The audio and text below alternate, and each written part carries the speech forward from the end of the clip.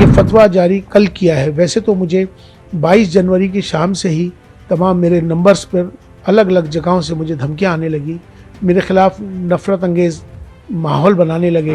एक बिंदु उनका ये है कि आप प्राण प्रतिष्ठा में क्यों गए।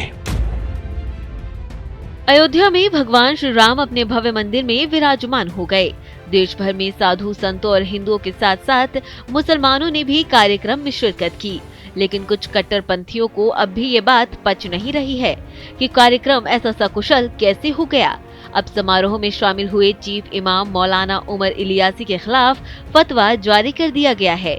इस फतवे में इलियासी का नंबर इंडिकेट करके कहा गया है कि इनके खिलाफ देश के तमाम मौलाना फतवा जारी करें और इलियासी अपनी कौम के मौलानाओं से माफी मांगे।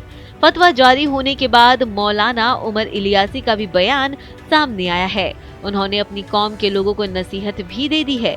अपने खिलाफ फतवा जारी होने पर मौलाना इलियासी ने कहा कि मैं अपने साथ पैगामी मोहब्बत लेकर अयोध्या पहुंचा था।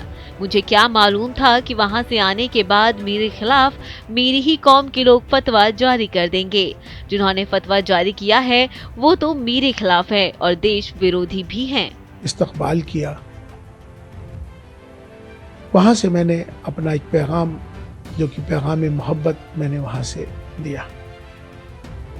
वो पैगाम मोहब्बत जो था, मैंने उसमें कहा कि हमारी सबकी जातियां जरूर अलग हो सकती हैं, हमारे पंथ जरूर अलग हो सकते हैं, हमारे इबादत करने की तरीके, पूजा पद्धति अलग हो सकती है, हमारे सबके धर्म जरूर अलग हो सकते हैं, लेकिन हमारा जो सबसे बड़ा धर्म है इंसान और इंसानियत का है। और हम भारत में रहते हैं, हम सब भारतीय हैं। आओ हम सब मिलकर भारत को मजबूत करें, भारतीयता को मजबूत करें, राष्ट्र सर्वोपरि है। ये पैगाम मोहब्बत जैसे ही दिया, देश के तमाम सारे चैनलों पर, तमाम सोशल मीडिया पर ये मेरा वायरल हो गया।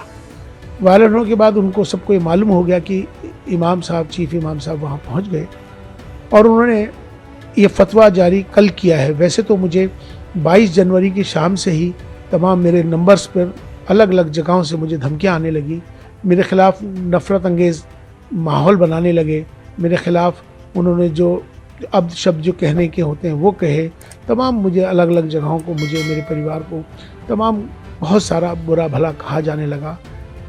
इसी बीच में कुछ फ़ोन्स कॉल आए जिनको मैंने रिकॉर्ड कर लिया है, उनके नंबर्स, जिन्होंने मुझे जान से मारने के लिए, मुझे बहुत ज़्यादा तकलीफ़ देने के लिए जो इस तरह के फ़ोन आए, वो भी फ़ोन आए, माफ़ी के भी फ़ोन आए। तो लास्ट में कल रात को ही एक फ़तवा जारी हुआ है, जिनका नाम है मुफ्ती साबिर हुसैनी कासमी, जो शख्स एक इंस्टीट्यूट चलाते हैं मुफ्तियों का, जिनका मुफ्ती क्लासेस के नाम से उनका चलता है। मैं उनको जानता नहीं हूँ, मेरी उनसे कोई जानकारी नहीं है, लेकिन ये सोशल मीडिया के माध्यम से, वो तमाम देश भर के इमामों के माध्यम से मेरे पास अलग अलग जगहों से फतवा आना शुरू हो गया था। चूँकि उन्होंने ये, इसमें मेरा एक नंबर है, मेरा मोबाइल का नंबर उन्होंने इसमें ये मेंशन कर दिया है अपने फतवे के अंदर, जिसमें उन्होंने साफ तौर पे मेरा नंबर जाहिर करके तमाम पूरे देश के लोगों को मेरा नंबर दे दिया, इमामों को दे दिया, ये फतवा जारी कर दिया। उनसे इन्होंने कहा है कि ये माफ़ी मांग लें, मेरा बायकाट कर रहे हैं, और मुझसे उन्होंने कहा है कि आप जो है इस्तीफ़ा दें, वरना आप अपना अंजाम सोच लें। इसमें उन्होंने 4 बिंदु इसमें बुनियादी हैं, 4 बिंदु इसमें बुनियादी हैं। एक बिंदु उनका ये है कि आप प्राण प्रतिष्ठा में क्यों गए। आप चीफ इमाम हैं, आपको जाने का अधिकार ही नहीं है, आप इसलिए आप पर कुफ्र का फतवा जारी होता है। दूसरा बिंदु उन्होंने ये दिया है कि आपने इंसानियत को धर्म से ऊपर कर दिया है, ये आपका गुनाह है, इसलिए आप पर फतवा जारी होता है। तीसरा गुनाह यह है कि आपने धर्म से ऊपर उठकर आपने कहा है कि राष्ट्र सर्वोपरि है, देश को आपने ऊपर बना दिया है, इसलिए आप भी इस फतवे के लिहाज से आप खारिज हो गए। लिहाजा अब आप पर कुफ्र का फतवा जारी कर दिया गया है और तमाम अलग अलग जो उसकी सज़ाएं हैं इसमें मुकर्रर कर दी गई। लेकिन मैं उनसे ये बात कहना चाहता हूँ, पहली बात तो ये इस्लामिक देश नहीं है, ये भारत है, ये सनातन भारत है। इस भारत में हमेशा से सर्वधर्म समभाव की बात है। यहाँ एकता अखंडता की बात है, अनेकता में एकता की बात है। अगर उनको मेरे इस पैगाम मोहब्बत से तकलीफ है, मेरा विरोध कर रहे हैं, तो उनको मुझे लगता है कि अगर मैं राष्ट्र के साथ, देश के साथ अगर प्रेम कर रहा हूँ, मेरा ये दोष है कि मैं अपने देश से प्रेम करता हूँ, मेरा इसलिए विरोध कर रहे हैं, तो मुझे लगता है कि शायद उनको पाकिस्तान चला जाना चाहिए। अब वो लोग जो मुझसे मोहब्बत करते हैं, जो देश से मोहब्बत करते हैं, वो मेरा समर्थन करेंगे। जो मेरे से नफरत कर रहे हैं मेरे जाने पर, मुझे लगता है कि शायद उनको भी पाकिस्तान जाना चाहिए। यहाँ पर मोहब्बत का पैगाम हमने दिया है, हमने कोई गुनाह नहीं किया है।